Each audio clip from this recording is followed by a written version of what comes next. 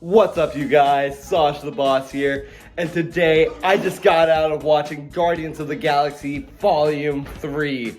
Yes, this movie right here has to be my favorite out of the trilogy, and easily one of the most darkest and emotional Marvel movies in the history to this date. And also a wonderful way to close a chapter like Endgame and Infinity War. And also, I'm wearing an Infinity War shirt today. Why not? Okay guys, so this video right here will have absolutely no spoilers whatsoever about Guardians of the Galaxy Volume 3.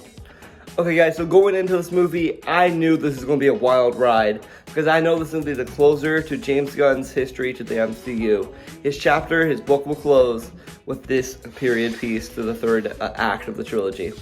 So I knew it was worth a treat. And seeing the first trailer, guys, it almost had me in tears.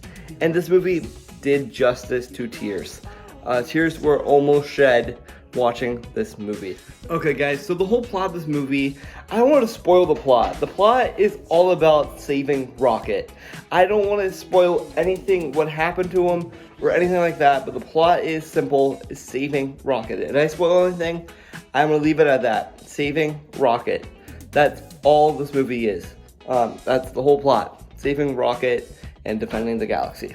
That's all you need to know for a non-spoiler review. Okay guys, so I said the plot, so now going into the characters, guys, let's talk about each of the Guardians really quickly.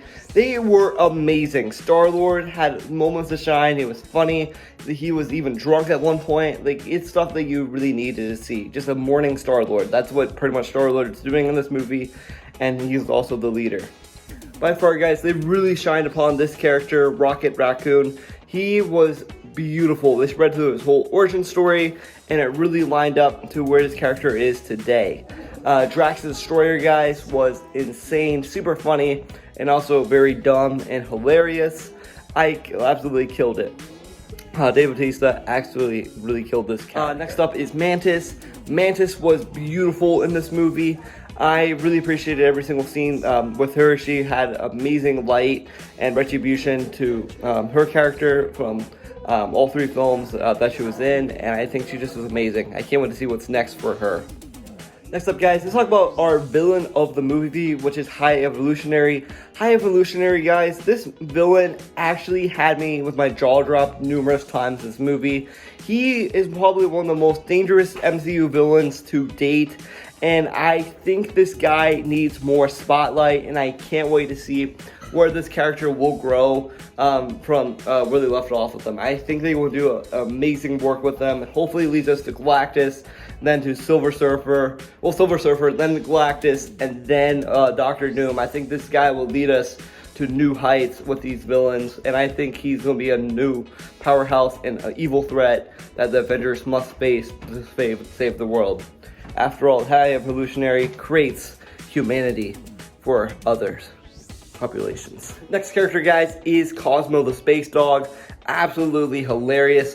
This is actually a female version of Cosmo, like in the holiday special, which is super fun. I really enjoyed seeing her. Her telekinesis was really adorable, and yeah, it was really nice to see her. And then all the other Avengers were amazing. Absolutely loved them all. Groot, by far, in this one had some hilarious spotlight moments and super funny laughs and gags. Absolutely adored Groot. Sean Gunn played an amazing character. I forget his name already, but he was phenomenal. I love Sean Gunn. So anything with Sean Gunn is always a treat. And this one, his arc was almost fulfilled. It's pretty much fulfilled with this movie here. Okay guys, so easily probably my favorite character in this movie is Nebula. I think they just did amazing with Nebula and Gamora's connection here. But this one really made me feel more for Nebula, and made me feel a little bit more connected and more grounded to the character. It makes me feel like I'm at home with her, knowing actually where she came from and everything like that. I really feel like you're the most comfortable with her throughout this movie. Next up, let's talk about her sister, Gamora, guys. Easily amazing, going to reverse psychology here, going way back to Volume 1 to see a more aggressive Gamora, daughter of Thanos kind of vibe with the character. You get to see her just like how she was in Volume 1, but a little bit more edgier, a little bit judgmental, and a little bit more crankier. So so we get to see her in this film. Okay guys, now going on to things I really enjoyed about this movie. Number one guys, James Gunn, amazing director. I absolutely love every single thing he has directed in the past. I'm always a big fan of his work. He's super funny, he knows what he's doing. But by far, of any of the Guardians movies, the soundtrack is where it's at. They are played iconic songs that will never get stuck out of your head until you stop listening to them. For example, Mr. Blue Sky is always stuck in my head after watching Guardians Galaxy Volume 2. And there are songs that will get you stuck in the head. Yeah, the sound just really matches everything, every element told to it.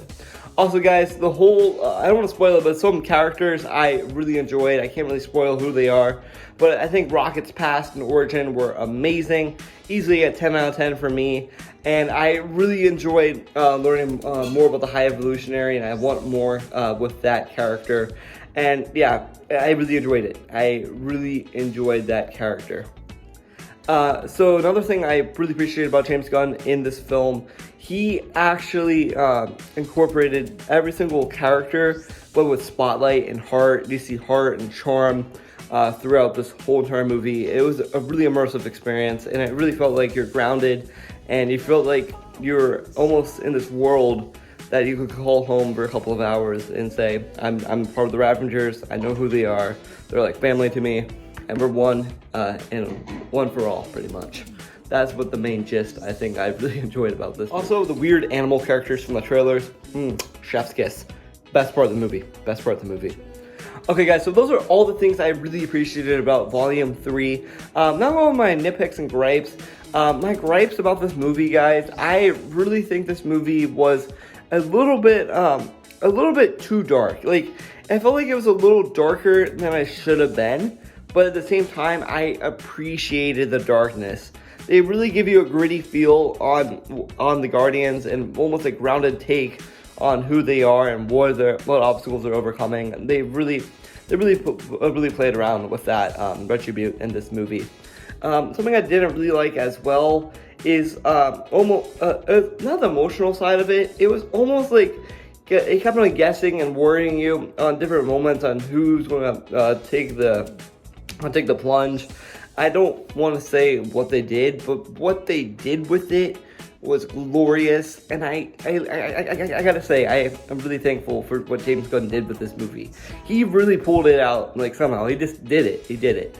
Another gripe, I know this might be a little bit underrated. I really think this movie is a little slow. I thought it started very slow, and then not the true Guardians, like, opening with, like, the funnier, like, comedic stuff. You get the comedic stuff in the beginning, but then you don't get that. It's almost like you kind of starting the engine and kind of moving up and down, but then when it gets going, you're in for the adventure. You're in for the long haul once it gets going. Okay guys, so this movie was really well paced, and I think James Gunn absolutely killed it. This easily is my favorite Guardians film out of all three of the films, and I think this is easily one to see in the theaters with your family. Anyone who's a big MCU fan gotta run to see Guardians of the Galaxy Volume 3. This movie for me had everything I was looking for, everything I could ever ask for to close out the final chapter, saying goodbye to our heroes, how they should be in this last adventure. So, thank you guys for watching. Let me know in the comments on what you guys think about Guardians of the Galaxy Volume 3. Personally, it's a 10 out of 10. Easily the best Marvel Phase 5 movie, and probably one of the better Marvel contents as of now. Probably the best Marvel content since No Way Home. So, those two are really tied for being the best Marvel movies as of now. And Doctor Strange in the Multiverse of Madness, top 3. So, thank you, and this movie is 10 out of 10, and let me know what you guys think about this movie. I really enjoyed this, and I can't wait to see what do you guys think. So, thank you, and I'll see you guys later. Bye.